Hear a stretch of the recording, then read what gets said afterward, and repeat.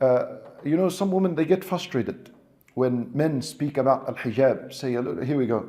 The topic has been repeated again, over and over, and they don't like this.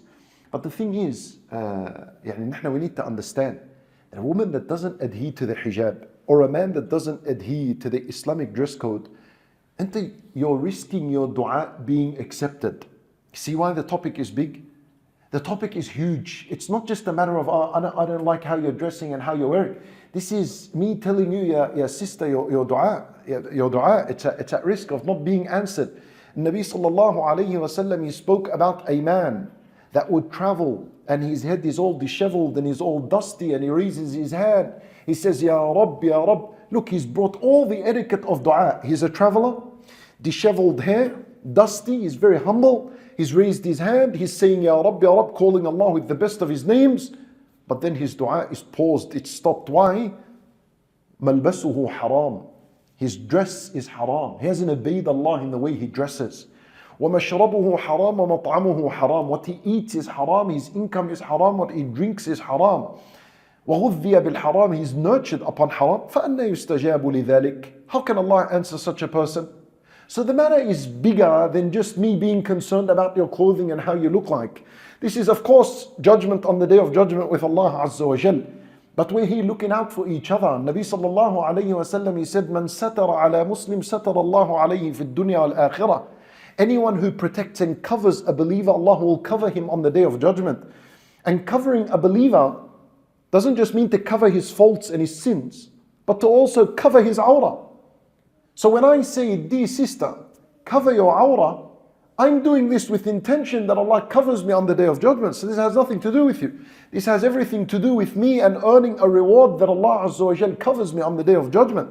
If you saw the awrah of your brother exposed, and you said to him, brother, your awrah in the back is exposed, raise your pants. And he did so, you enter under this hadith, that whoever covers the privates of his brother, Allah will cover him on the day of judgment. So there's immense reward for this. And the point is this: who is the woman that was mentioned by name in the Quran? Maryam, radiyallahu anha. There are other women mentioned in the Quran, but all of them were referred to in pronoun. I think there was like about 18 or 19 women mentioned in the Quran. Some good and some bad. But the only one that was mentioned by name was Maryam, and she has a whole surah in her name. But I ask you something. Allah Azza wa Jal at the end of Surah Al-Tahrim, He said, وَضَرَبَ اللَّهُ مَثَلًا لِلَّذِينَ آمَنُوا امْرَأَةَ فِرْعَوْنَ. And then after that He said, وَمَرْيَمَ ابْنَةَ عِمْرَانَ. Allah Azza wa Jal, He said, He gave the believers an example, a role model. And that was Asya, the wife of Fir'aun, and also who? Maryam, ibnata Imran. She was a role model for mankind.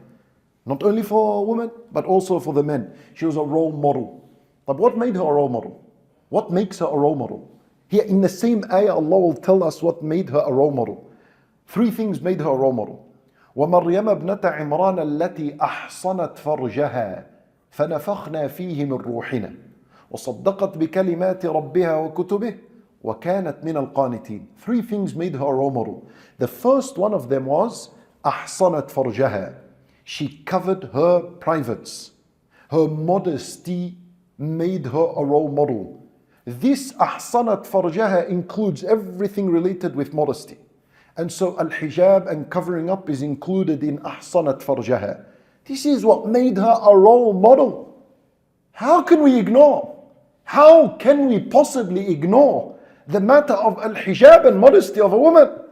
When we're saying this is the Quran, this is our book, this is the book of our Lord. And you want to be happy that Allah Azza wa Jal mentioned and made mention of a woman in the Quran, Maryam. طيب, what about Maryam? What did you learn from her? The greatest thing that made her a role model above the list was her modesty, was the fact that she safeguarded herself from shamelessness and lewdness and vulgarity and so on. So al-hijab enters into this meaning of ahsanat farjaha. And from al-hijab is to remove this makeup before you walk out, is to remove any perfume that is on you before you walk out of the house. All of this, it taints and it tarnishes al-hijab. Well, hijab وَلَا حَوْلَ وَلَا قُوَّةَ إِلَّا بِاللَّهِ. But today, it's been modeled, right? It's been modeled.